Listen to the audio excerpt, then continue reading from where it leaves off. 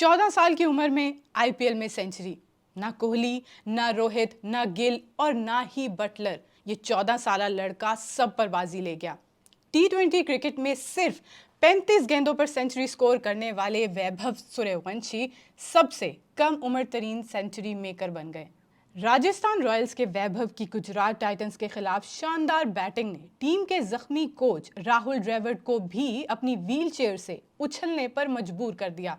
यह आईपीएल में किसी इंडियन खिलाड़ी की तरफ से तेज तरीन सेंचुरी है, बल्कि 2013 में क्रिस गेल की 30 गेंदों की सेंचुरी के बाद ये लीग की दूसरी तेज तरीन सेंचुरी भी है। वैभव की बैटिंग देखकर युवराज सिंह ने लिखा कि ये बच्चा बगैर पलक झपकाए दुनिया के बेहतरीन बॉलरों का मुकाबला कर रहा है।